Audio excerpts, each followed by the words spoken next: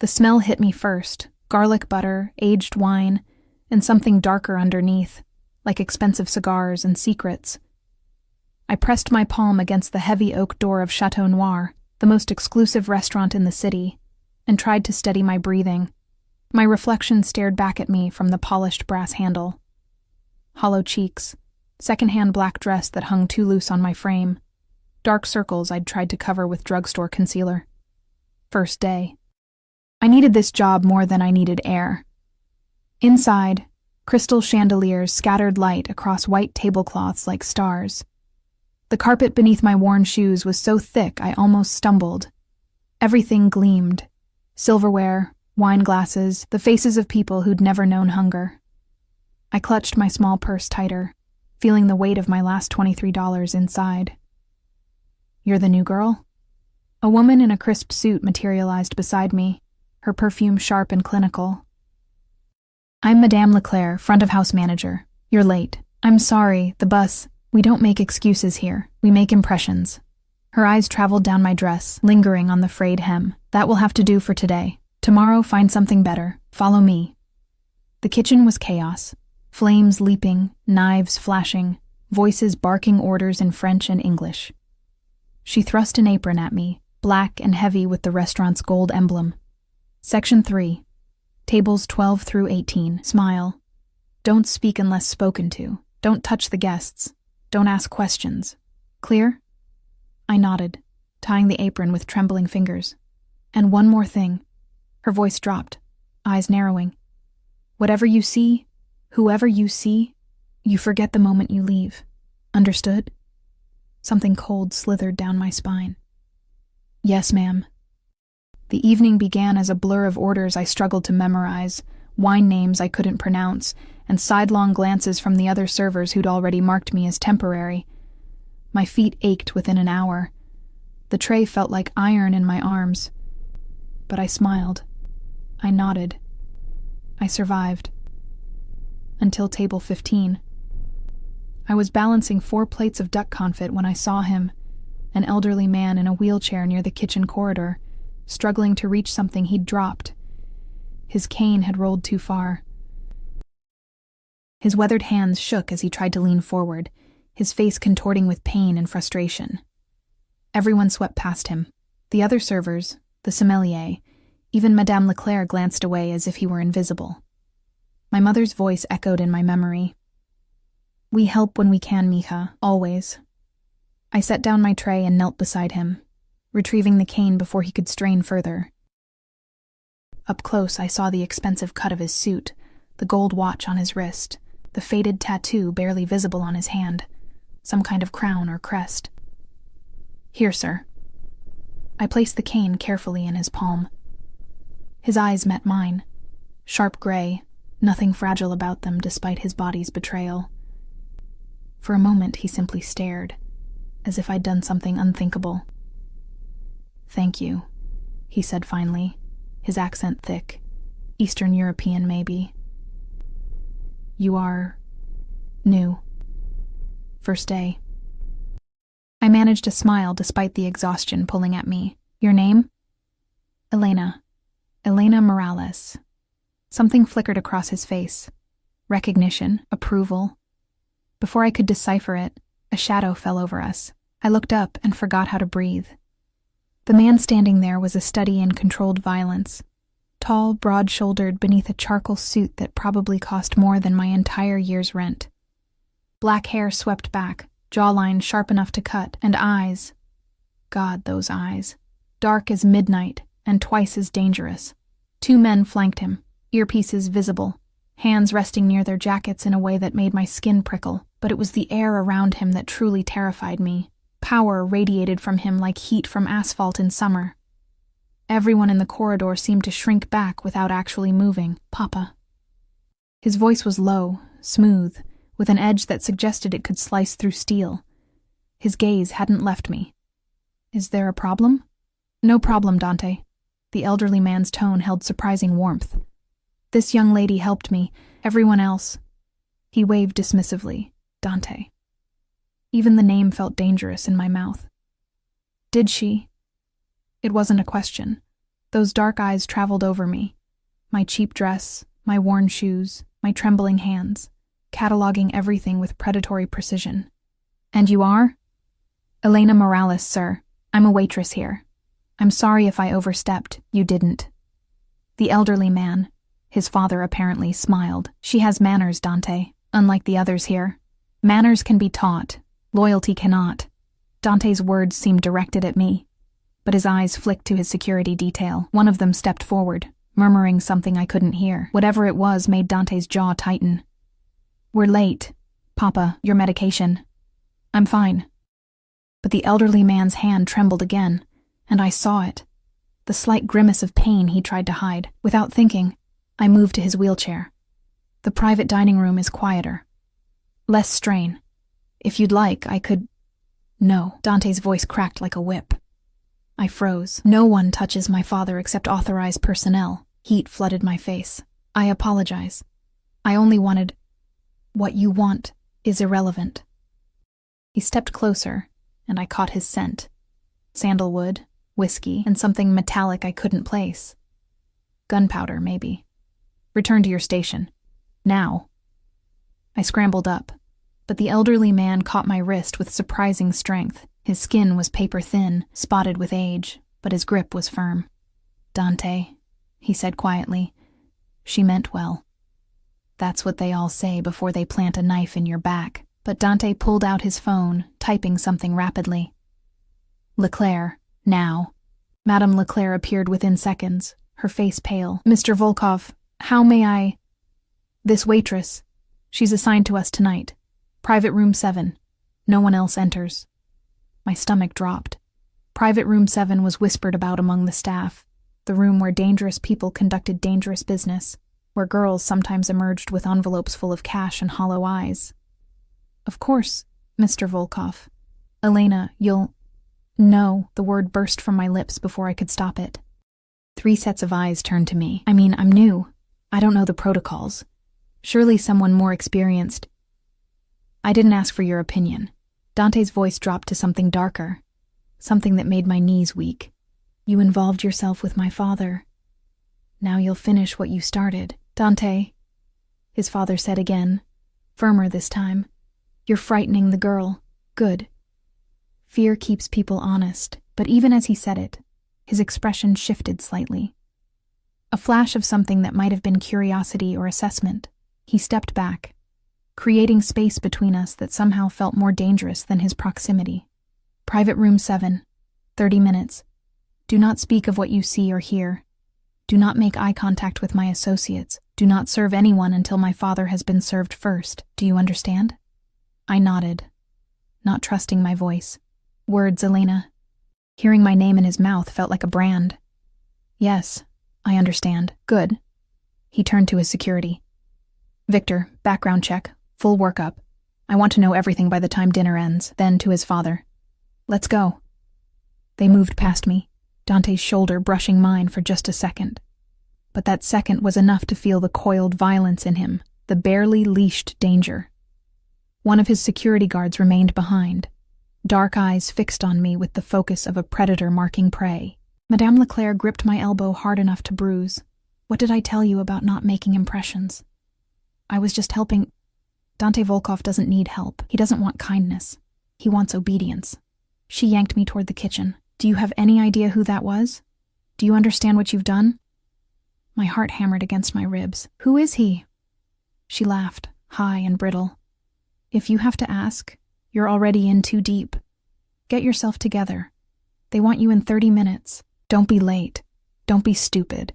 And for the love of God, don't look him in the eye unless he tells you to. She released me and disappeared into the dining room, leaving me swaying beside a prep station. One of the line cooks glanced over, pity clear on his weathered face. Volkov family, he muttered in a thick accent. Russian bratva. You help old man, yes? Yes. He dropped his cane. The cook shook his head slowly. Kind heart, stupid move.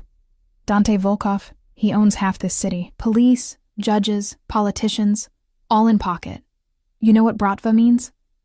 I shook my head. Brotherhood, mafia. He made a throat-cutting gesture. Very dangerous men. And Dante? He is most dangerous. They say he killed first man at 15, his own uncle, for betraying family. Ice flooded my veins. That's just a rumor, right? The cook's expression said everything his words didn't. I spent the next 30 minutes in the bathroom, splashing water on my face, trying to slow my racing pulse. In the mirror, I looked smaller than ever, a mouse caught in a trap of my own making. I'd only wanted to help. Wasn't that what decent people did? But Madame Leclerc's words echoed. Whatever you see, whoever you see, you forget the moment you leave. What had I walked into? When I finally made my way to private room 7, my hands were steadier, but my heart felt like a war drum. The door was solid mahogany, guarded by one of Dante's men, the one called Victor, built like a tank in an expensive suit. He eyed me coldly. Phone. What? Your phone. Hand it over. With shaking fingers, I retrieved my ancient smartphone from my apron. He examined it, did something with a small device that beeped, then pocketed it. You get it back when you leave. Any recordings? Any photos? You don't leave at all. Clear? I nodded. He opened the door. The private room was smaller than I expected, but infinitely more opulent. Walls paneled in dark wood. A single table set with silver and crystal, gas fireplace casting flickering shadows. And there, at the head of the table, sat Dante Volkov. He'd removed his jacket. His white shirt was rolled to his elbows, revealing forearms roped with muscle and scattered with scars. A tumbler of amber liquid sat before him. His father occupied the wheelchair beside him, looking frailer in the firelight, but somehow more regal too. 4 other men sat around the table, older, harder, faces carved from granite and violence. Every single one of them turned to look at me as I entered. The door closed behind me with a soft click that sounded like a gunshot. Come here. Dante's command left no room for refusal. I approached on legs that barely held me, stopping a respectful distance from the table. Up close, I could see the details the corridor had hidden. A thin scar cutting through his left eyebrow, the slight crook in his nose as if it had been broken and reset, the way his fingers drummed against the table in a pattern that seemed like code. Pour for my father first. Wine. The Chateau Margaux, not the Bordeaux. I found the bottle on the sidebar, heavy and cold in my hands. The label was in French, the year 1995. I'd never held anything so expensive. One wrong move, and I'd owe more than I could earn in 6 months. Moving to the elderly man's side, I poured carefully, watching the dark red liquid catch the firelight. His gray eyes met mine again, and this time there was approval in them. Thank you, dear child. You're welcome, sir. My name is Mikhail, he said gently. You may call me that. Papa. Dante's voice held warning. She helped me, Dante. She deserves courtesy. Mikhail's tone turned sharp, something you seem to have forgotten in your quest to intimidate everyone. The other men at the table remained statue still, but I sensed their attention sharpening, waiting to see how Dante would respond to this challenge. He simply smiled, an expression that didn't reach his eyes. Of course, Papa. Courtesy. He looked at me. Pour for everyone else, then stand by the wall, silent, invisible. I obeyed, moving around the table, feeling the weight of each man's gaze. One of them, gray-haired with cold blue eyes, let his stare linger on my neck. Another examined my hands as if checking for weapons. When I finished, I retreated to the wall as instructed, hands clasped, eyes down. Now, Dante said, his voice taking on a different quality, harder, businesslike. About the Marino situation. In front of her? Gray hair interrupted. Dante's smile widened. She's been background checked. Single mother, works 3 jobs, lives in the Narrows. No criminal record, no connections. She's nobody. And even if she weren't. He finally looked directly at me, and I felt the threat in his gaze like a physical touch. She knows what happens to people who talk. Don't you, Elena? My throat was dust. Yes, sir. Good girl. The words should have been patronizing. Instead, they sent an unwanted shiver down my spine. They began talking about territories, shipments, payments owed. I tried not to listen, focusing on the pattern in the wallpaper, the crackling fire, Anything but the details of criminal enterprise unfolding before me, but I couldn't unhear everything. Names, dates, locations. It accumulated in my mind like poison. Then Mikhail's hand trembled again, his wine glass slipping. I moved without thinking, catching it before it could fall, steadying his arm with my other hand. The room went silent. Dante rose slowly from his chair, and the temperature seemed to drop 10 degrees. I said, he breathed, "Do not touch my father." "I'm sorry, he was going to drop... Victor." The door opened. The massive guard appeared. "Take her to my office. I'll deal with her after dinner." Terror exploded in my chest. "Please, I was only trying to help." "That's your problem, Elena." Dante moved around the table with predatory grace.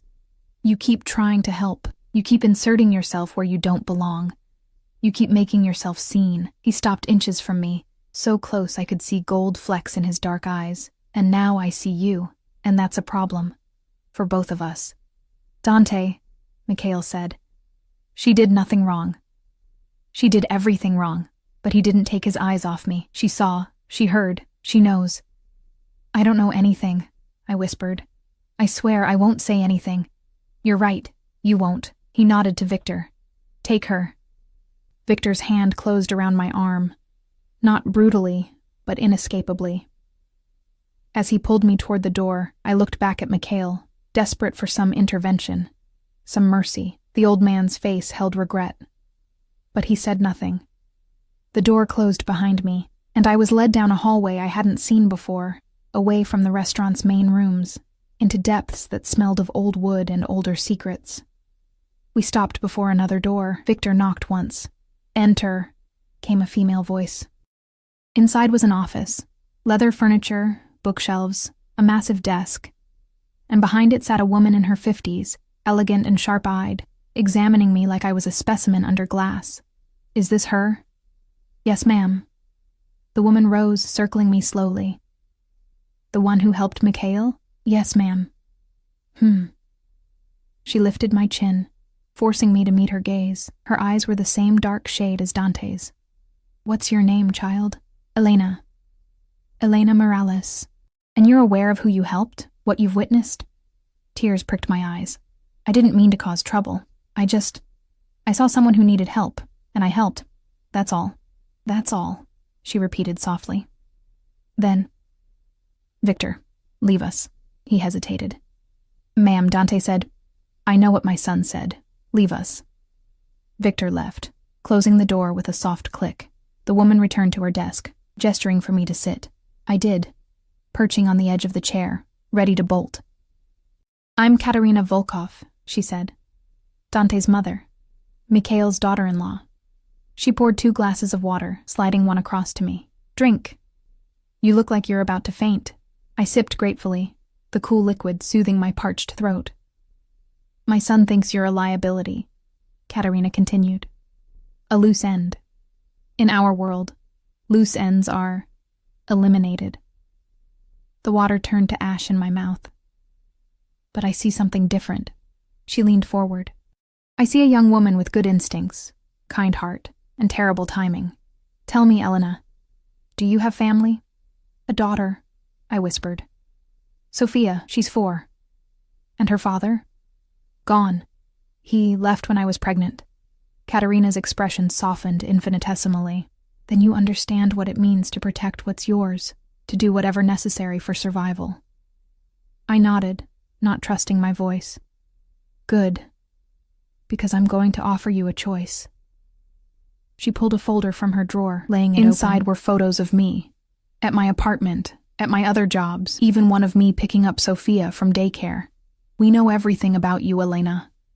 Where you live, where you work, who you love. We know your daughter goes to Little Sprouts daycare on Maple Street. We know you're 3 months behind on rent. We know you eat once a day so Sophia can eat 3 times. Horror crawled up my spine. How? That's what we do. We know people. We control people. We protect our own and destroy our enemies." She closed the folder. "The question is, which are you going to be?" "I don't understand. Dante wants you gone, a liability removed, but I think you could be useful. My father-in-law is dying, Elena. Cancer, aggressive and terminal. He has perhaps 6 months. In that time, he'll need care, companionship. Someone who sees him as a man, not a weapon or a weakness. You want me to, what? Take care of him? I want you to give him dignity in his final months. And in exchange, I'll protect you. I'll protect Sophia. I'll make sure Dante doesn't see you as a threat. It was a trap. It had to be. But what choice did I have? And if I refuse, Katerina's smile was sad, then I can't guarantee what my son will do. He's protective, paranoid. He sees enemies everywhere. And you, sweet girl, put your hands on his father, twice. The weight of it crushed down on me. I thought of Sophia's laugh, her tiny hands in mine, the way she said mama when I tucked her in at night. If I do this, I said slowly, you'll keep us safe? Both of us? You have my word. And your son? Will he hurt me? Not if you do exactly as you're told. Not if you prove trustworthy. Not if you become family. The last word hung in the air like a promise and a threat. I took a shuddering breath. Okay, I'll do it. Katerina smiled. Genuinely this time. Smart girl. Victor will take you home tonight. Tomorrow you'll receive instructions. Your life as you knew it is over. Welcome to the Volkov family, Elena. As I left the office, escorted back through the labyrinth of hallways, I caught a glimpse through a window, Dante, standing in the private dining room, drink in hand, staring into the fire. He turned, as if sensing my gaze, and our eyes met through the glass. In that moment, I understood with crushing clarity. I hadn't saved anyone tonight. I'd stepped into a cage, and Dante Volkov held the only key. The black SUV idled outside my apartment building like a predator waiting in shadows. Victor stood beside it, arms crossed, scanning the street with eyes that missed nothing. At 3 a.m, the Narrows was a symphony of urban decay, sirens wailing in the distance, a couple arguing in Spanish 2 floors up, the rattle of the freight train that passed every hour like clockwork. I'd never felt more exposed climbing those stairs to my 4th floor walk-up, knowing he watched every step. Inside, Mrs. Chen from next door was asleep on my sagging couch, her small frame curled under the blanket I'd left. Sophia lay in our shared bed, thumb in mouth, dark curls splayed across the pillow. She looked so small, so perfect, so utterly breakable. I paid Mrs. Chen with the last of my cash, thanked her in whispers, and locked the door behind her. Then I stood in the center of my tiny apartment, peeling paint, water-stained ceiling, secondhand furniture that groaned with age, and tried to process what had happened. I'd made a deal with the devil's mother to save us from the devil himself. Sleep was impossible. I sat by the window, watching the SUV until dawn painted the sky gray, then pink, then the dirty yellow of city morning. Only when Sophia stirred did I move, plastering on a smile that felt like broken glass. Mama! She launched herself at me, all warmth and trust. You smell different. I did. Like expensive wine and dangerous men and decisions that couldn't be unmade. New job, baby. Mama's working at a fancy restaurant now. With the pretty glasses? Like Cinderella? If only she knew how accurate that comparison was. Something like that. I got her ready for daycare, braiding her hair with shaking hands, packing the lunch I'd prepared the night before my world tilted off its axis. As we descended the stairs, I noticed him immediately, not Victor. Someone else. Younger, leaner, with a tattoo creeping up his neck and eyes that tracked our movement with professional detachment. He stood across the street, pretending to smoke, but I recognized a guard when I saw one now. They were already watching us. At Little Sprouts Daycare, I held Sophia tighter than usual. Ms. Patricia, the director, noticed. Everything okay, Elena? No. Nothing would ever be okay again. Fine. Just tired. I kissed Sophia's forehead, breathing in her baby shampoo scent, memorizing the feel of her arms around my neck. When I finally let go, she skipped toward the play area without looking back. So trusting. So innocent. Keep her that way. I prayed to whoever might be listening, please. My phone buzzed as I left. Unknown number. Car will collect you at noon. Wear something presentable. KV, Katerina Volkov. My new keeper. I had 3 hours. I spent them at the thrift store on Morrison Street, using the credit card I'd sworn never to touch except in emergencies. A simple black dress, not unlike the one I'd worn last night, but better fitted. Shoes that didn't have scuffs. A cardigan that looked almost professional. In the changing room mirror, I barely recognized myself. I looked older, haunted. I looked like someone who'd made a deal she'd regret forever. At noon exactly, a different SUV arrived, sleek, black, windows tinted dark enough to hide anything. The driver was a woman this time, blonde and ice-cold beautiful, who didn't speak as I climbed into the back seat. We drove through the city, leaving the Narrows behind, climbing toward the hills where the air itself seemed cleaner, where houses became estates and gates became fortresses. The SUV turned onto a private road lined with ancient oaks, their branches forming a tunnel that blocked out the sun. The Volkov estate emerged like something from another world. 3 stories of stone and glass, surrounded by manicured gardens that probably employed a dozen people. Fountains, sculptures, security cameras on every corner, and men in suits patrolling the perimeter with dogs that looked more wolf than pet. This was where Mikhail Volkov lived, where Dante Volkov ruled. My stomach twisted into knots. The driver led me through a side entrance, down marble hallways hung with art I recognized from textbooks. Originals, not prints. Russian landscapes, Orthodox icons, one painting of a woman who had Dante's eyes and Mikhail's sharp cheekbones, wearing jewels that could feed my neighborhood for a year. We stopped before a set of double doors. The driver knocked once. "Come," Mikhail's voice called. Inside, the room was half library, half medical ward. Bookshelves lined one wall, crammed with volumes in multiple languages. But the other side held a hospital bed, IV stands, monitoring equipment that beeped softly. The smell of antiseptic fought with the aroma of old leather and tea. Mikhail sat in his wheelchair by the window, a blanket over his legs despite the room's warmth. Morning light painted him in shades of gray. His skin, his hair, even his eyes seemed faded, as if death was already bleaching him from the world. But when he saw me, those eyes sharpened. "Elena, you came. Did I have a choice?" A smile ghosted across his lips. "Always honest? That's good. I'm tired of people who lie." He gestured to the chair beside him. "Sit. We should talk." I sat, hands folded in my lap, trying to ignore the IV line running into his arm, the way his breath rattled slightly when he exhaled. "My daughter-in-law told you about my condition?" "Yes, sir. I'm sorry." "Don't be. I've lived longer than most men in my profession.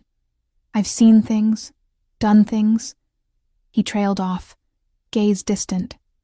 "I have no illusions about where I'm going when this ends, but I'd like to go with some grace, some humanity, not surrounded by nurses who see only a dying body, or family who see only a weakening empire." "What do you see when you look at me?" I had to know. A young woman who helped a stranger when everyone else looked away, a mother who would do anything for her child. His hand, trembling, reached for the teacup on the side table. I moved to help, but he shook his head. "Let me struggle. It's the struggling that reminds me I'm still alive."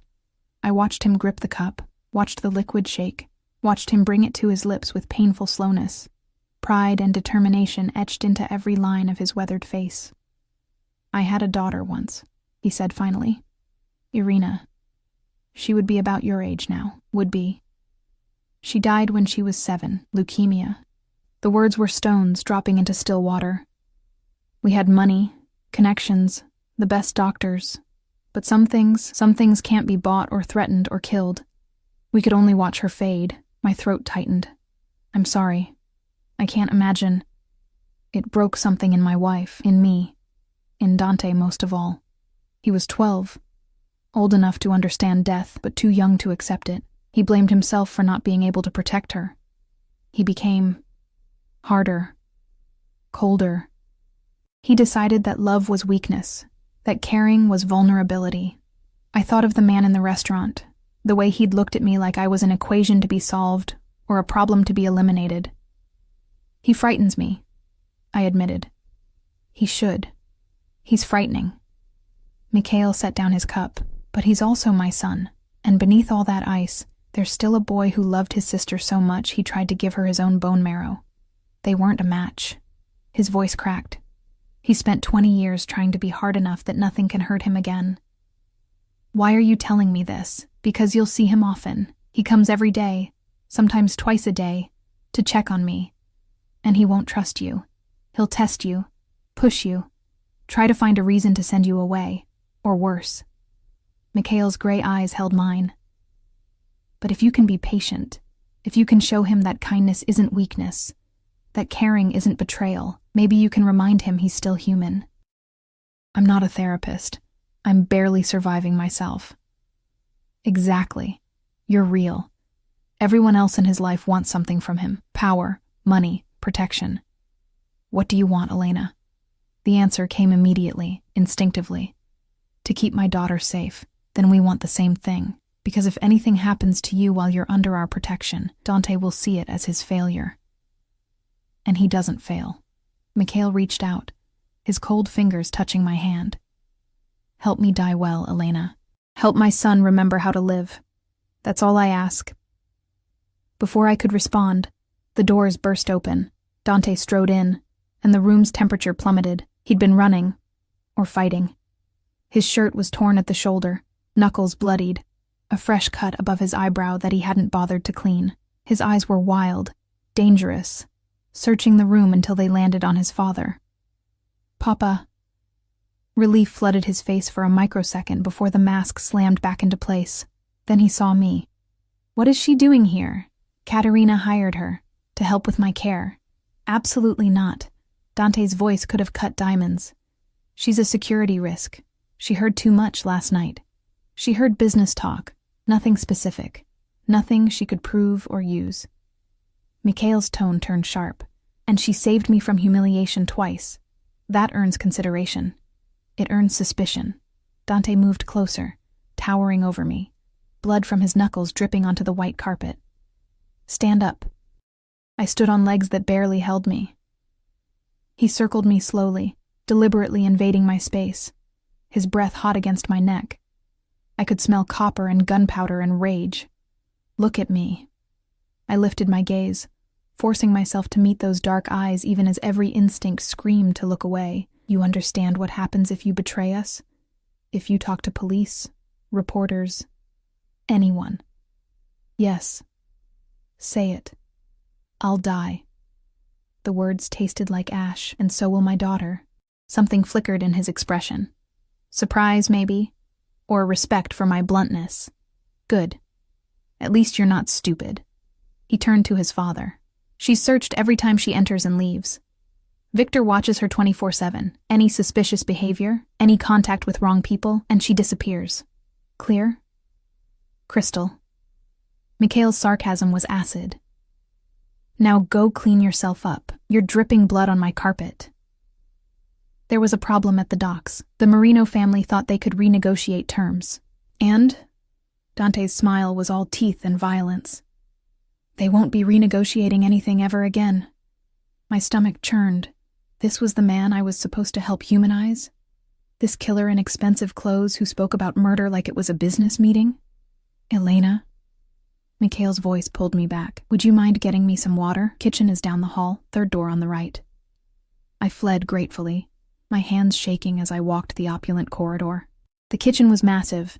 Restaurant-grade appliances, marble countertops, a refrigerator the size of my entire apartment. A woman in a gray uniform looked up from chopping vegetables. You're the new girl? The one for Mr. Mikhail? Yes, I need water for him. She pointed to a cabinet. Filtered water, room temperature. He can't handle cold anymore. Her eyes softened. You seem nice. Word of advice? Stay invisible around Mr. Dante. He's in a mood today. What happened? Someone tried to kill him last night. Car bomb in the restaurant parking lot. Didn't go off, but...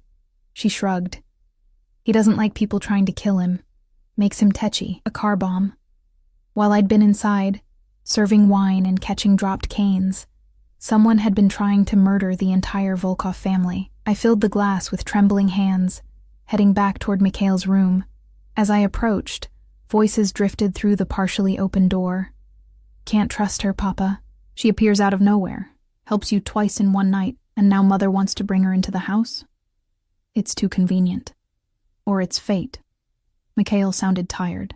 Not everything is a conspiracy, Dante. In our world, everything is a conspiracy until proven otherwise. A pause. I've had men looking into her background. Single mother, multiple jobs, drowning in debt. Classic recruitment profile for an informant. Or a desperate woman trying to survive. Mikhail's voice hardened. You're becoming paranoid. Paranoia keeps us alive. Love gets us killed. Your sister's death wasn't because we loved her. Don't, the word cracked like a gunshot. Don't talk about Irina. Not today. Silence stretched. When Mikhail spoke again, his tone was gentler. She would have liked Elena. Irina always loved strays, remember? Broken birds, lost kittens. She saw goodness in everything, and the world killed her for it. The world killed her with cancer. Not kindness. Not love.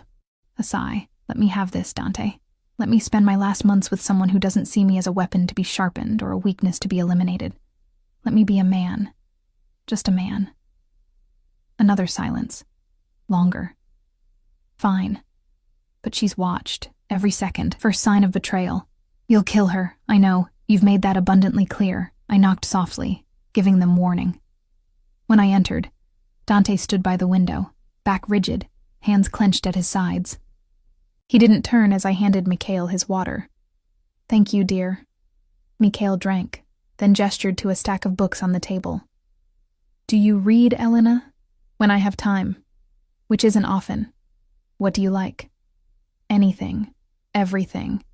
Stories that take me somewhere else. Escape literature. I understand. He tapped the top book. 100 Years of Solitude. Read to me? My eyes tire quickly these days.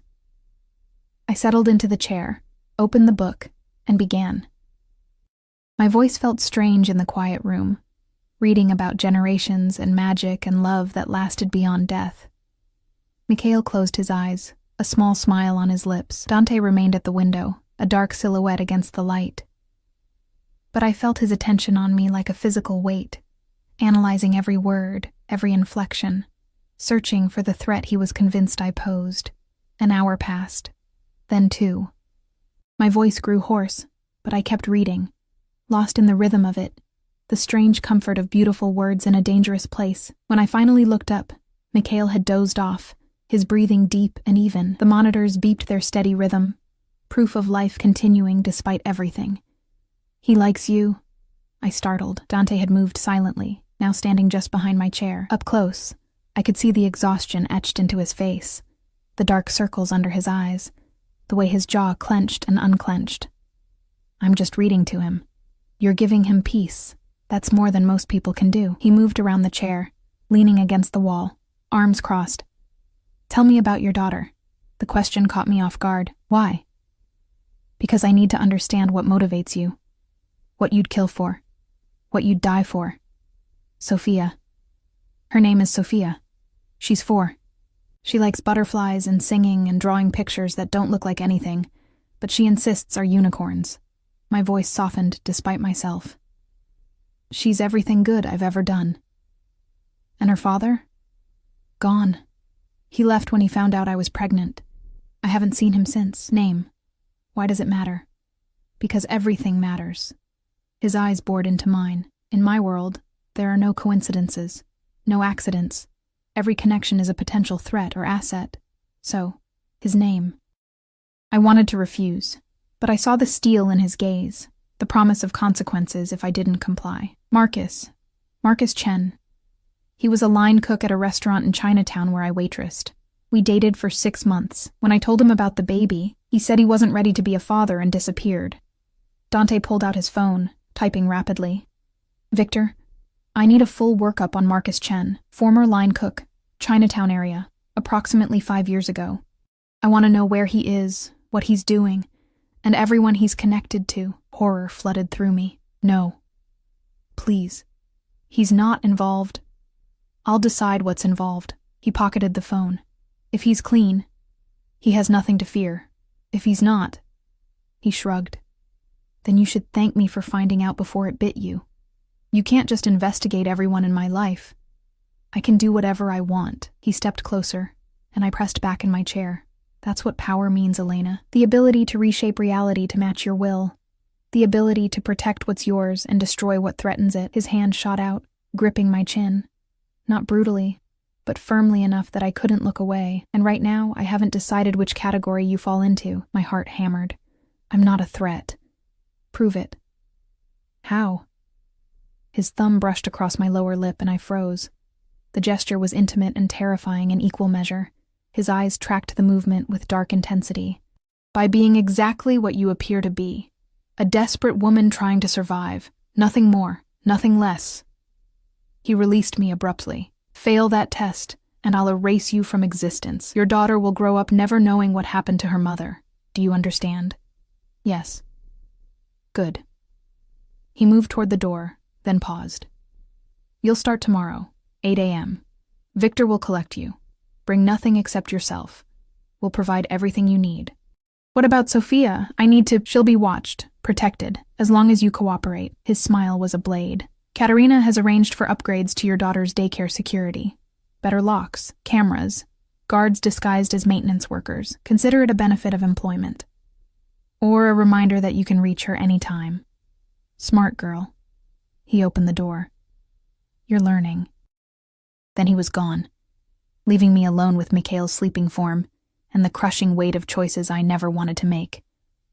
I looked at the old man, his face peaceful in sleep, and wondered if I was meant to save him, or if he was meant to save me, or if we'd both simply drown together. The routine established itself with frightening speed. Every morning, Victor's SUV appeared outside my building at 7:30. Every morning, I kissed Sophia goodbye and climbed into that black vehicle, leaving one world behind and entering another. The Volkov estate became my second prison. Beautiful, suffocating, and impossible to escape. Mikhail was easy. Too easy. He joked while I helped him with physical therapy, told stories of his youth in Moscow while I prepared his medications, and listened with genuine interest when I talked about Sophia's latest adventures at daycare. He treated me like a granddaughter, not an employee, not a liability. It was Dante who made every day feel like walking on broken glass. He appeared without warning, during breakfast, during Mikhail's afternoon rest, during the quiet evening hours when I read aloud. He'd stand in doorways or sit in corners, silent and watchful. His presence a constant reminder that I was being evaluated, judged, measured against some impossible standard. Sometimes he'd interrupt with questions that felt like interrogations. What did my father eat today? Oatmeal, chicken broth, applesauce. He couldn't keep down the sandwich. Did he take his pain medication? Yes. At 2 p.m., he fought it. But I convinced him. How? I told him Sophia draws pictures for brave people, and only brave people take their medicine. A pause. Then, manipulative. Effective.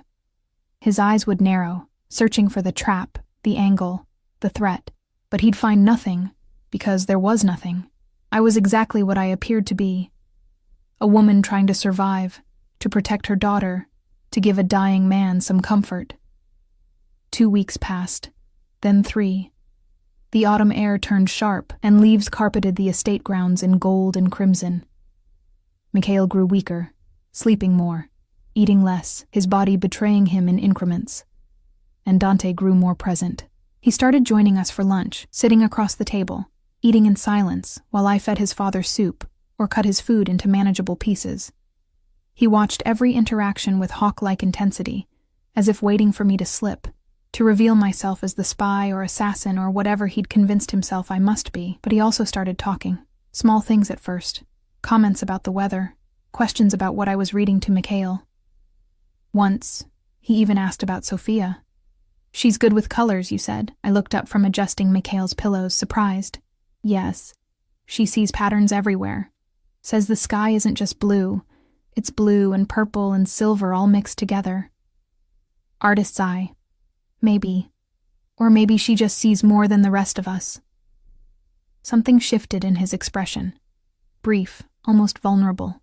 My sister was like that. She'd spend hours drawing the same flower from different angles, trying to capture something she said she could feel but not see. It was the first time he'd mentioned Irina without being prompted.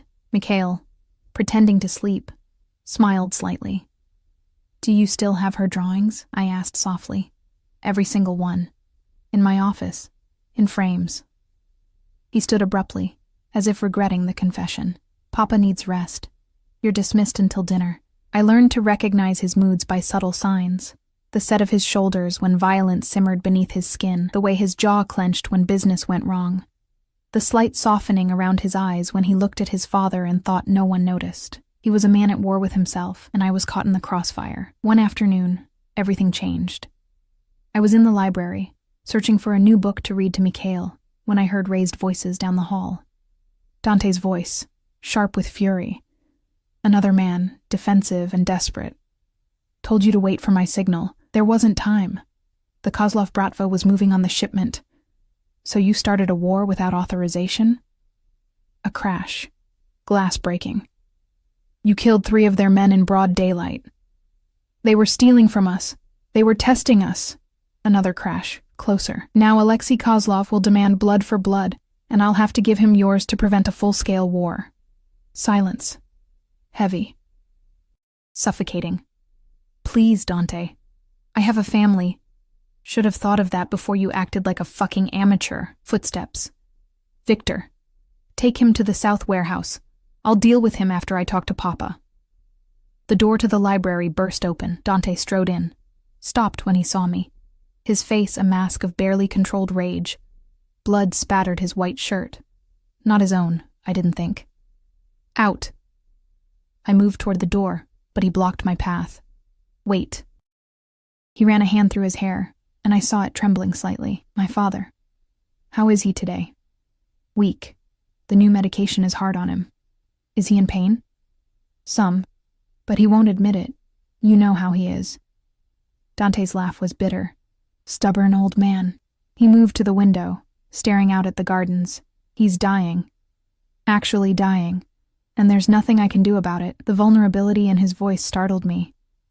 This was the man who'd just ordered someone taken to a warehouse, a death sentence by any measure, now sounding lost and young and afraid. "You can be with him," I said quietly. "That's something. Is it? Or am I just watching him fade while the empire he built crumbles because I can't hold it together without him?" He turned, and for the first time, I saw past the armor. Everyone thinks I'm strong, ruthless, unbreakable. But I'm terrified, Elena. Every single day I'm terrified I'll fail him, that I'll lose control, that everything we've built will collapse the moment he takes his last breath. I should have stayed silent, should have remembered my place. Instead, I spoke the truth. "Then maybe you need to stop trying to be strong enough for everyone and just be his son, while you still can." Dante stared at me, something raw and dangerous swirling in his eyes. He crossed the distance between us in 3 strides, and suddenly I was backed against the bookshelf, his hands braced on either side of my head, caging me in. "You don't know anything about my life, about the choices I've had to make, the things I've done. You're right. I don't." My voice shook, but I held his gaze. "But I know what it's like to be so scared of losing someone that you forget to actually be with them. I know what it's like to build walls so high that no one can hurt you, but no one can reach you either." His breath came faster, closer. I could see flecks of gold in his dark eyes, smell whiskey and danger, and something else I couldn't name. "You think you understand me? I think you want someone to." The words hung between us, electric and terrifying. For a moment, one infinite, impossible moment, I thought he might kiss me, or kill me. The line between seemed razor thin. Then Mikhail's voice drifted from down the hall, calling for water. Dante jerked back as if burned. "Go. Tend to my father." I fled, my heart racing, my skin tingling where his breath had touched it. Behind me, I heard something shatter against the wall. A book or a bottle, violence seeking release. That night, I couldn't sleep. I lay in bed, replaying the scene, trying to understand what had happened. Dante was dangerous, criminal. He'd threatened my daughter. Yet for that one moment, I'd seen something human beneath the monster. Something broken that recognized the broken parts of me. My phone buzzed. Unknown number. Can't sleep either. D. I stared at the message, fingers hovering over the keyboard. Every instinct screamed to ignore it, to maintain distance, to remember who he was and what he could do. Instead, I typed, "Your father asked about Irina today. He said you used to read to her." 3 dots appeared, disappeared, appeared again, every night, until the hospital. Then I read to an empty room. What was her favorite story? The Little Prince. She said she was the rose, and I was the pilot who'd never leave her. But you did. She died. That's the ultimate abandonment. I closed my eyes, imagining a 12-year-old Dante sitting vigil beside a sister who wouldn't wake up, building walls brick by brick around his heart until nothing could reach him. You didn't abandon her. You loved her. There's a difference. No response. I thought maybe I'd overstepped, crossed some invisible line. Then, my office. Tomorrow, 10 a.m. Come alone. I shouldn't have gone. Every survival instinct I possessed screamed it was a trap, a test, something that would end with me in a shallow grave. But I went anyway. Dante's office was on the top floor of the East Wing, a room I'd been forbidden to enter. Victor stopped me at the door, searched me thoroughly despite my protests, then knocked once. Enter. The office was masculine, powerful, and surprisingly personal. Dark wood, leather furniture, floor-to-ceiling windows overlooking the estate. But the walls were covered in drawings, children's drawings in frames, flowers, animals, a family of stick figures holding hands, Irina's drawings.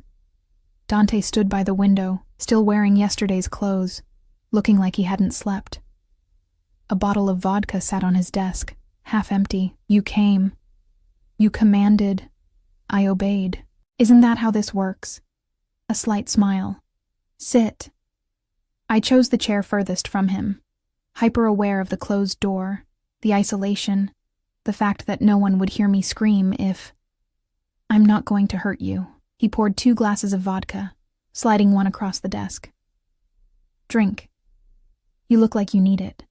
It's 10 in the morning. In Russia, that's afternoon. He downed his own glass in one swallow. I brought you here because I need to tell you something, and I need you to listen without running. Dread curled in my stomach. Okay. He pulled out a folder, the same one Katerina had shown me weeks ago, but thicker now. He opened it, spreading photos across the desk, me at the market, me picking up Sophia, me talking to Mrs. Chen, and then others. Marcus Chen, older now, standing outside a restaurant. Marcus Chen talking to men I didn't recognize. Marcus Chen accepting an envelope. Your daughter's father isn't just a deadbeat. Dante's voice was flat, clinical. He's an informant, FBI, has been for 3 years.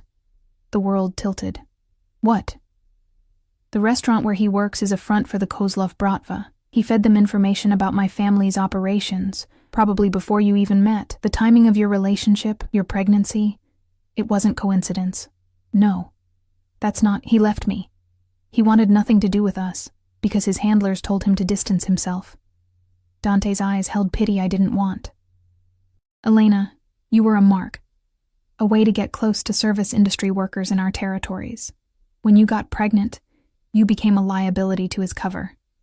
So he disappeared. I couldn't breathe. The room spun. Everything I'd believed about Marcus, about our relationship, about Sophia's origins. Lies. All lies. But here's where it gets interesting. Dante pulled out another photo. Marcus Chen shaking hands with a man whose face I recognized from news reports. 2 weeks ago he made contact with someone asking questions about you. About where you work now. About your schedule. My blood turned to ice. He knows I'm here. Someone knows. And they want access. Dante leaned forward. Elena, you're not just a caretaker anymore. You're bait. And Sophia... He stopped, jaw clenching. Sophia might not be his daughter by accident. She might be leverage, insurance. The implication hit me like a fist. You think he'll use her to get to you? I think someone will try. Rage exploded through my terror. Then find him, kill him, do whatever you people do. I can't. The admission seemed to cost him, not without proof he's working against us, not without knowing who else is involved. If I move too soon, I tip our hand. His eyes burned into mine. But I can protect you. Both of you. If you trust me. Trust you? You threaten to kill me every other day. And yet you're still alive. He stood, circling the desk. I could have disappeared you that first night. Could have made you vanish the moment my mother proposed this arrangement, but I didn't. Do you know why? I shook my head, mute. Because my father likes you. Because you make his last days bearable. Because... He stopped inches from me, and I felt that same electric charge from yesterday. Because you're the first real thing in my world in years. Everyone else wants something. You just want to survive. And that I understand. His hand cupped my face, thumb tracing my cheekbone. The gesture should have terrified me. Instead, warmth bloomed where he touched.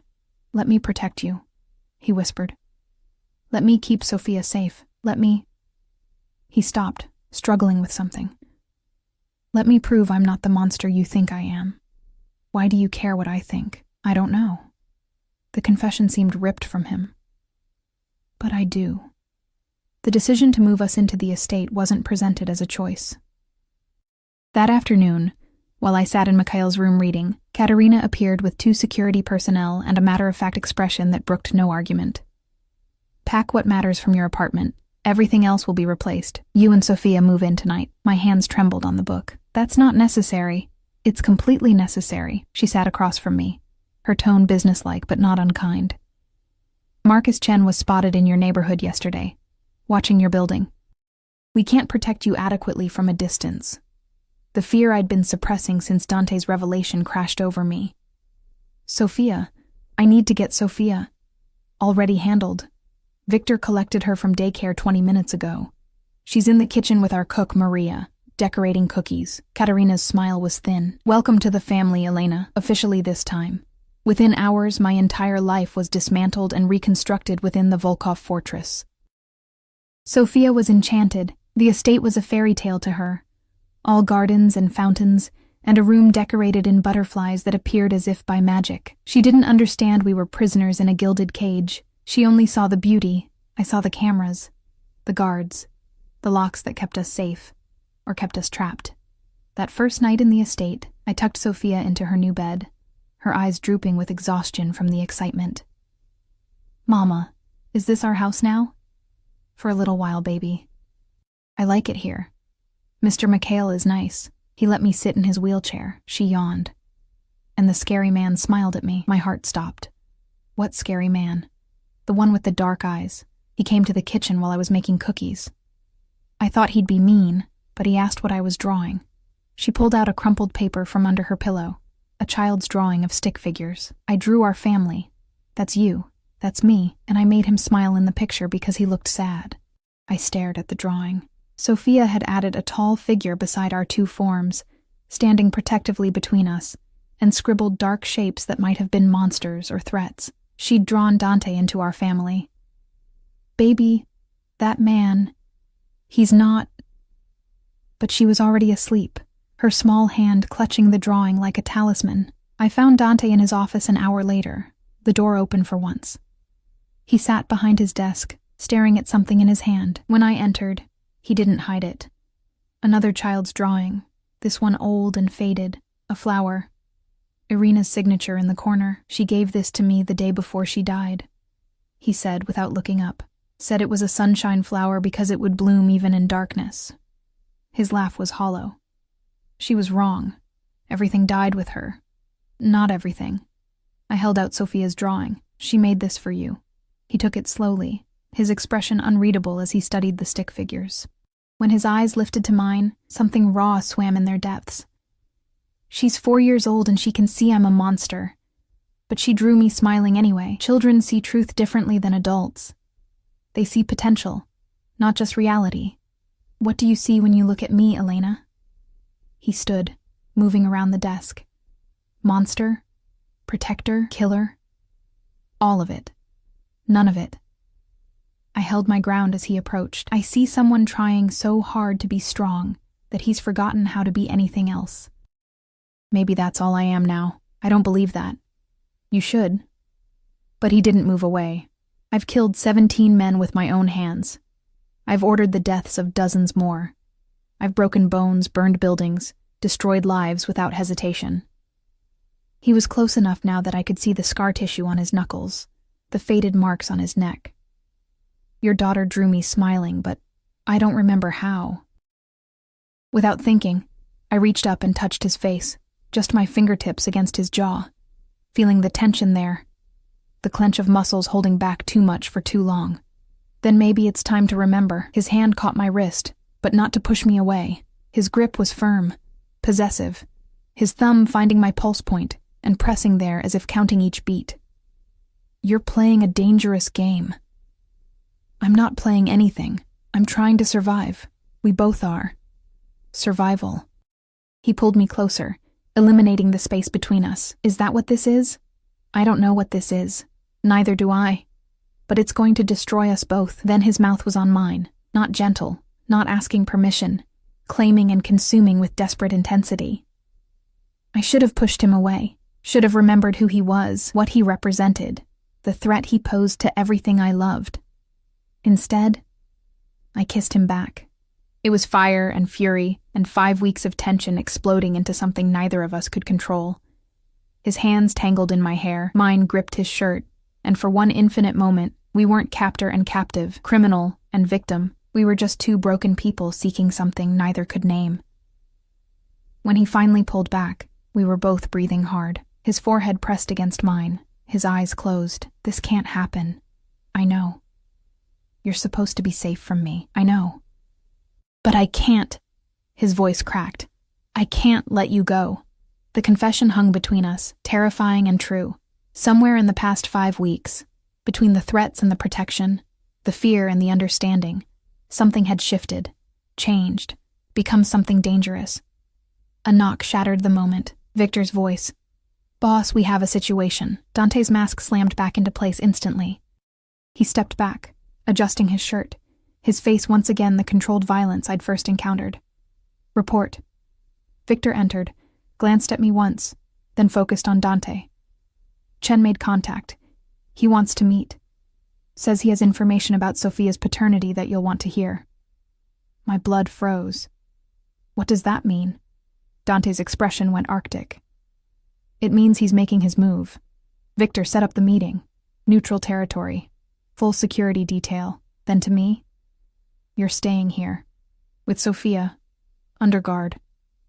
If this is about my daughter, it's about leverage.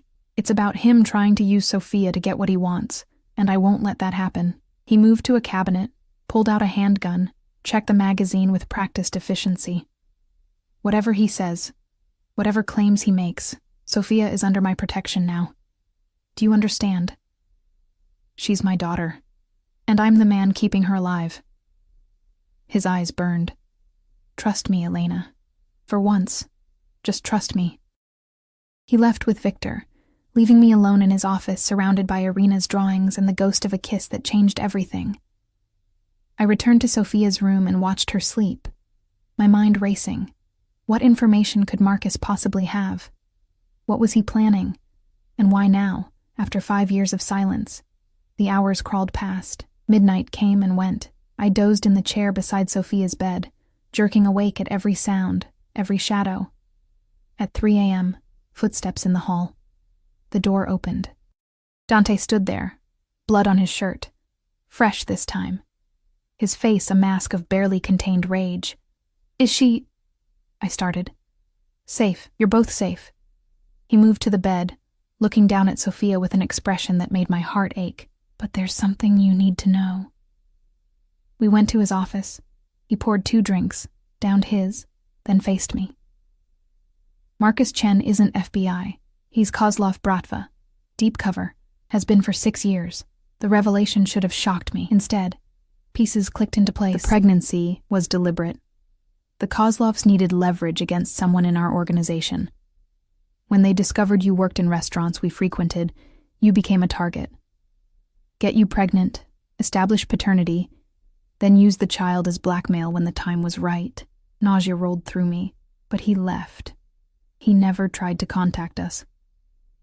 Because the target died before they could implement their plan, so you became irrelevant. Until now. Dante's jaw clenched. until you became relevant to me. The weight of it crushed down. Sophia was never his daughter. This was always a con. DNA test confirms it. He's not her biological father. He just positioned himself to claim paternity if needed. Relief and horror warred within me. Then who does it matter? Dante's voice softened. She's yours. That's all that matters. But Elena... He hesitated. Chen made threats tonight about Sophia, about what the Kozlov family would do if I didn't back off certain territories. What did you do? His silence was answer enough. Dante, what did you do? What I had to. His eyes met mine, unflinching. He'll never threaten her again. Neither will anyone connected to him. I should have been horrified, should have seen only the monster. Instead, I saw a man who'd killed to protect my daughter without hesitation. Thank you, I whispered. Don't thank me. I did it as much for me as for you. Because somewhere in the last 5 weeks, you and Sophia stopped being liabilities and became... He stopped, struggling. I don't have a word for what you are. Neither do I. We stood in the space between what was and what could never be. The weight of impossible choices pressing down. My father is dying, Dante said finally. When he's gone, things will change. There will be challenges to my authority. Moves against the family. Blood in the streets. I need to know... His hand cupped my face again, that gesture becoming familiar, becoming something I craved. I need to know if you'll stay, if you'll let me protect you, if you'll... Be yours? The words escaped before I could stop them. Yes. Raw. Honest. Terrifying. Be mine. Both of you. Not as prisoners. Not as liabilities. As family. It was insane. Impossible. Everything I'd been taught to fear and avoid. This man was a killer. A criminal. Someone who should have repulsed me. But he'd also protected us, avenged threats against Sophia, shown me glimpses of the boy who loved his sister enough to break himself when she died. I don't know if I can be what you need. You already are. His thumb traced my lips, the gesture achingly gentle. You made my father smile. You made me remember I'm human. You drew Sophia's picture and put me in your family. His voice cracked. No one's done that in 20 years. Dante. I'm not asking for love. I'm asking for a chance to prove I can be more than a monster. To show you that this world, my world, can be safe for you. I thought of Sophia, sleeping peacefully in a room filled with butterflies. I thought of Mikhail, finding comfort in his final days. I thought of the past 5 weeks, the way danger had become familiar, the way Dante's presence had shifted from threat to something else. Okay, I breathed. Okay. His kiss this time was different, slower, deeper, a claiming and a promise. When he pulled back, his forehead against mine, I felt the tremor in his hands. Mine, he whispered. You're mine now. And I protect what's mine. I know. No going back. I know. Outside, dawn began breaking over the estate. A new day. A new life. A choice made in darkness that would have to survive the light. Mikhail Volkov died on a Tuesday morning, 3 weeks later, with autumn rain painting the windows gray and his family surrounding him like a fortress against the inevitable. I held one of his weathered hands while Dante gripped the other, Katerina standing behind her son with a hand on his shoulder. The monitors beeped slower, slower, slower, until they flatlined into a single, endless tone that seemed to hollow out the world. Dante didn't move, didn't speak, just stared at his father's peaceful face, with an expression so devastated it hurt to witness. Papa, he whispered finally, the word breaking. Don't leave me. But Mikhail was already gone, whatever made him vital and alive extinguished like a candle in wind. I'd seen death before, my own mother, wasting away in a county hospital, but this felt different, heavier, more final. Because I'd grown to love the old man despite everything, despite the danger and the violence and the world he represented. He'd been kind to me, patient with Sophia. He'd seen me as human when everyone else saw me as a pawn. Katerina moved first, crossing herself in the orthodox manner, murmuring prayers in Russian. Then she touched Dante's shoulder. Let him go, Sin. He's at peace now. Peace. Dante's laugh was shattered glass. He'll never have peace. Not after everything he did, everything we are. Then we carry that burden for him. She kissed the top of his head, a gesture so maternal it made my throat tight. Come.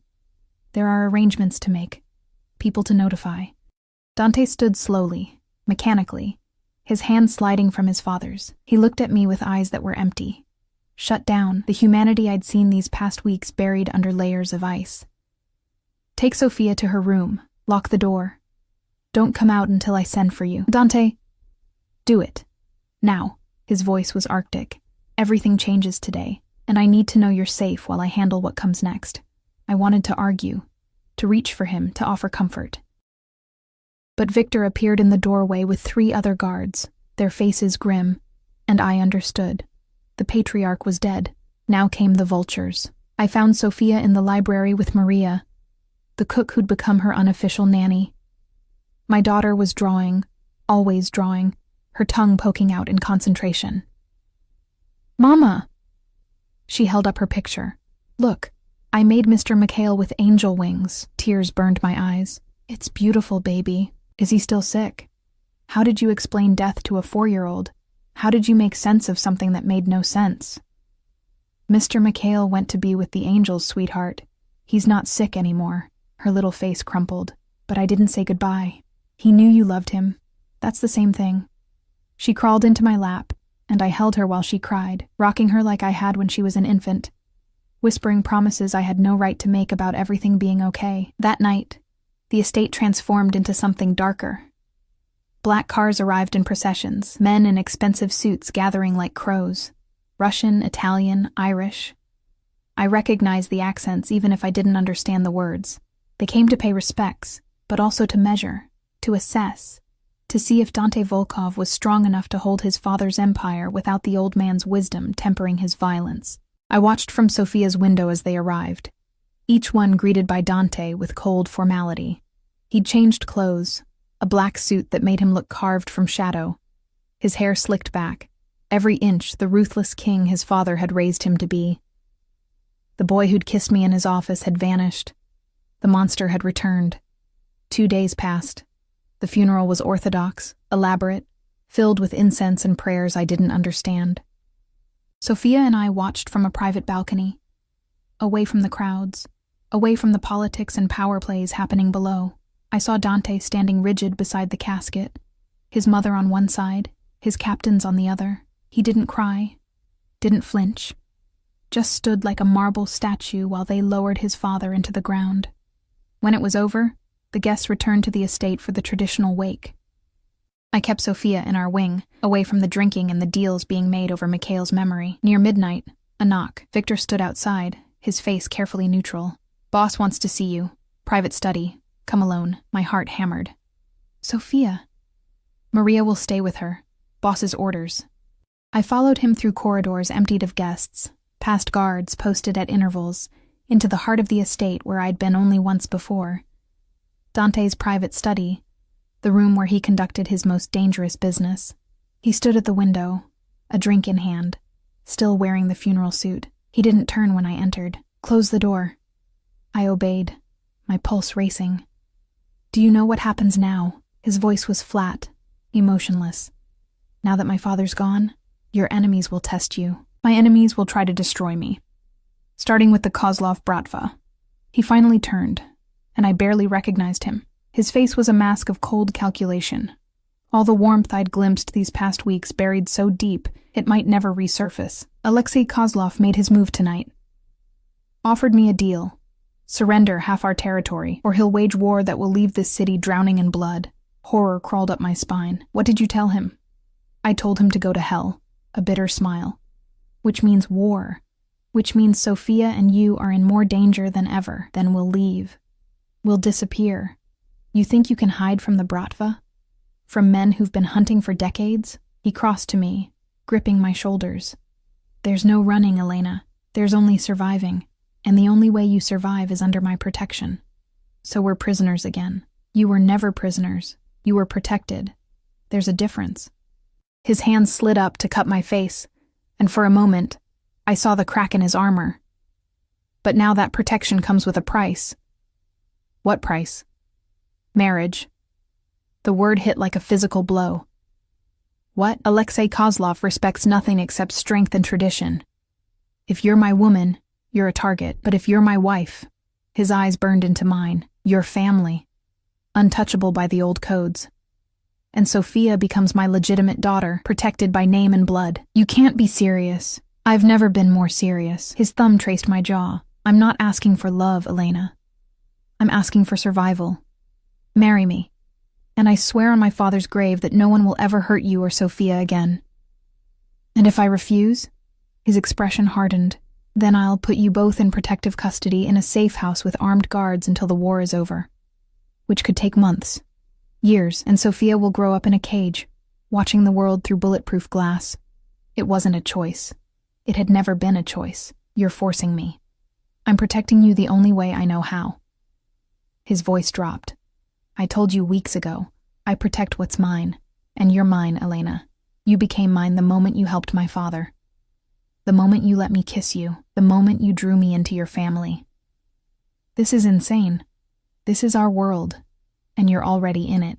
This just makes it official. I thought of Sophia, her innocent drawings and butterfly room and belief that monsters could smile if you showed them how. I thought of Mikhail's final words to me the day before he died. Take care of my son.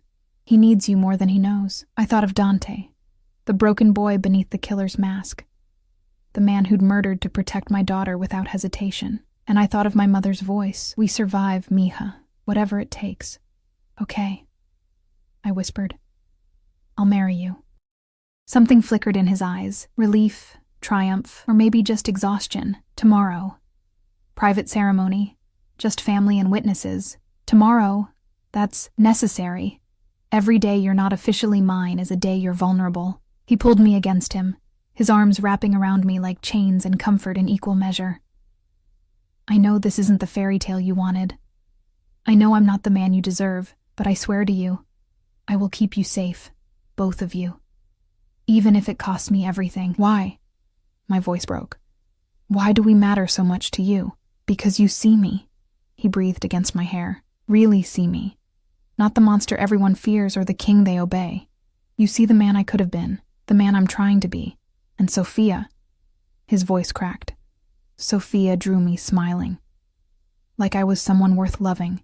No one's looked at me like that since Irina died. I pulled back to look at him, seeing the truth written in every harsh line of his face. This man who'd killed and threatened and destroyed. He was also terrified. Terrified of losing what little humanity he had left. Terrified of failing another person he cared about. I can't promise to love you, I said honestly. Not yet. Maybe not ever. I'm not asking for love. I'm asking for a chance. His forehead pressed against mine. Give me a chance to be more than what I am. Okay, a chance. He kissed me then. Not with desperate passion, but with something deeper, darker, more permanent. A claiming, a vow, a promise sealed in blood and necessity. When he pulled back, his eyes had hardened again. Victor will guard your rooms tonight. Tomorrow wear white. Katerina has a dress prepared. After the ceremony, we'll announce the marriage to the families. Some will object. Most will accept. Anyone who doesn't... His smile was all teeth. Will learn why you don't challenge a Volkov. That night, I lay awake in my bed, soon to be our bed, staring at the ceiling, trying to process the surreal reality. Tomorrow I would marry a man I feared and was beginning to understand, a man who killed without remorse, but protected with absolute devotion, a man who was teaching me that monsters could choose to be human if someone believed in them enough. Sophia stirred in her bed across the room. Mama? Yes, baby? Are we going to stay here forever? Forever. Such a big word for such a small person. Would you like that? I think so. It's safe here. And Mr. Dante? He's not scary anymore. He's just sad. Like you were when Abuela died, out of the mouths of children. Go to sleep, sweetheart. Tomorrow is a big day. What kind of day? A new beginning. The wedding happened at dawn in the estate's private chapel, with Katerina and Victor as witnesses and a priest who'd been on the Volkov payroll for decades. I wore a simple white dress that fit perfectly, my hair loose around my shoulders, no veil to hide behind. Dante wore black, as always, his face unreadable as I walked down the short aisle alone. No father to give me away, no guests to celebrate, just the two of us, making vows that were equal parts truth and necessity. Do you, Elena Morales, take this man? I do. Do you, Dante Volkov, take this woman? I do. His voice was steel and silk. The rings, platinum bands engraved with Russian words I didn't understand, slid onto our fingers like shackles or salvation, depending on how you looked at it. You may kiss your bride. Dante's kiss was possessive, claiming, a public declaration that I belonged to him now. When he pulled back, his eyes held dark promise, mine. He murmured against my lips, forever mine. Forever, I echoed, sealing my fate. The announcement went out within the hour. By noon, the entire underworld knew Dante Volkov had taken a wife. The Kozlov-Bratva's response came at sunset. A severed rose delivered to the gate with a note in Russian. Katerina translated, her face grim. Enjoy your wedding night. It may be your last. Dante read it without expression, then handed it to Victor. Double the guards. No one enters without full clearance. And send a message to Alexei. Tell him if he wants war, I'll bring it to his doorstep. That night, our wedding night, Dante came to my room. Our room now. Sophia was asleep in the adjacent nursery that had been prepared, guards posted outside. He stood in the doorway, still dressed, looking at me like I was something precious and terrifying. I don't expect, he started. I know. This doesn't have to be. I know that too. Silence stretched. Then, are you afraid of me? I considered the question honestly. Sometimes, but not right now. He crossed to me slowly, carefully, giving me time to retreat if I wanted. When he reached me, his hands were gentle on my face. I've done terrible things, Elena. I'll do more terrible things to keep you safe. I need you to accept that. I accept who you are. I married you, didn't I? You married a necessity, maybe at first. I covered his hands with mine, but somewhere along the way, you became more than that. You became Dante. Just Dante. Not the killer or the king, just a man trying to survive. Like me, something broke in his expression. I don't know how to be just a man, then we'll figure it out together. He kissed me then, and this time it wasn't about claiming or possession. It was about two broken people finding something like peace in each other's arms. When he carried me to the bed, when he touched me with surprising tenderness, when he whispered my name like a prayer, I understood that we were both captives of this life, this choice, this impossible love growing in the spaces between fear and trust. Later, with dawn painting the sky and Dante sleeping beside me, I heard Sophia's voice in the next room, talking to herself as she drew. I slipped from bed, wrapped in a robe, and found her at her little desk, creating another masterpiece. What are you drawing, baby? She held it up proudly. Our family. That's you. That's me. And that's Papa Dante. Papa Dante. She'd claimed him as father without ceremony or legality, with the simple faith of a child who saw goodness where adults saw only danger. I knelt beside her. Is that what you want? For him to be your papa? He protects us. He makes you smile when you think I'm not looking. And he lets me sit on his shoulders when we walk in the garden. She added a son to her drawing. Papas protect their families. That's what he does. When I returned to bed, Dante was awake, staring at the ceiling. Sophia calls you Papa, I said softly. His jaw clenched. I heard. Does that bother you? It terrifies me. He turned to look at me, vulnerability naked on his face. What if I fail her? What if I can't be what she needs? You already are. You just have to keep choosing to be. He pulled me against him, his arms tight, his face buried in my hair. I never wanted this. A family. The risk of losing someone again. But now that I have it, his voice broke. I'll burn the world before I let anything hurt you, either of you. I know, that doesn't frighten you. Everything about you frightens me. But I'm staying anyway. His laugh was soft, disbelieving. You're either the bravest woman I've ever met, or the most foolish. Maybe both. We lay there as dawn fully broke, two people who'd found each other in the darkest circumstances, building something fragile and fierce out of necessity and choice. The war with the Kozlov Bratva lasted 6 months. There was blood, as Dante had promised. Violence.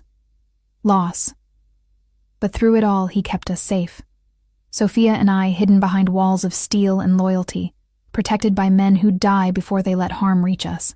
When it finally ended, when Alexei Kozlov was found dead in his mansion, a message written in blood above his body, Dante came home covered in that blood, exhausted and victorious and still so broken. I cleaned him without questions, drew him a bath, held him while he shook with reaction to everything he'd done, everything he'd become. "It's over," I whispered. "You won." Did I? His eyes were haunted. Or did I just become my father? Your father protected his family, so did you. That's not a sin, isn't it? I took his face in my hands, making him look at me. You are a killer. You are ruthless. You are dangerous. But you are also the man who reads Sophia bedtime stories, who makes sure I eat when I forget, who keeps his father's drawings on every wall to remember how to be human. You are all of it, Dante. Light and dark. Monster and man. And I choose all of it. Why? The word was anguished. Why would you choose this? Choose me? Because you chose us. When you could have killed me that first night, you chose protection instead. When you could have sent us away, you chose to keep us close. When you could have stayed a monster, you chose to try being something more. I kissed him softly. You gave Sophia a father. You gave me safety. You gave yourself a family. That's not nothing. He kissed me then with desperation and devotion, pulling me into his lap, his hands tangling in my hair. "I love you," he breathed against my mouth. "God help me, I love you. Both of you." "I know." And I did. I'd known for weeks, seen it in every protective gesture, every soft look at Sophia, every time he fought his nature to be gentle with us. "Say it back, please." It was the please that broke me. This man who commanded armies, who inspired fear with a glance, begging for 3 words. "I love you too, Dante. Even though I shouldn't. Even though it's insane. I love you." His smile was blinding, transforming his face into something almost beautiful. "Say it again. I love you. Again. I love you, Dante Volkov. My husband, my monster, my man." He carried me to bed, and this time when we came together, it wasn't about necessity or survival. It was about love. Complicated, dangerous, impossible love that had grown in the darkest soil and bloomed despite everything. 2 years later, I stood in the garden watching Sophia chase butterflies while her baby brother, Mikhail, named for his grandfather, slept in my arms. Dante stood beside me, his hand on the small of my back, his face softer than I'd ever imagined it could be. "Happy?" he asked. I looked at our children, our home, our life built from ashes and choices and desperate faith. Terrifyingly happy. Good. He kissed my temple. "Because you're stuck with me now, Mrs. Volkov. No escape." "Who says I want to escape?" His smile was real now, not the weapon he showed the world, but the genuine article. Earned through time and trust and love that shouldn't have been possible. "I was a monster," he said quietly. "You made me human again. You were always human. You just forgot for a while." Sophia ran up, grabbing Dante's hand. "Papa, come see! I found a blue butterfly." He let her pull him away, this man who ruled an empire with an iron fist, but melted for a 6-year-old's butterfly. And I understood that we'd all saved each other.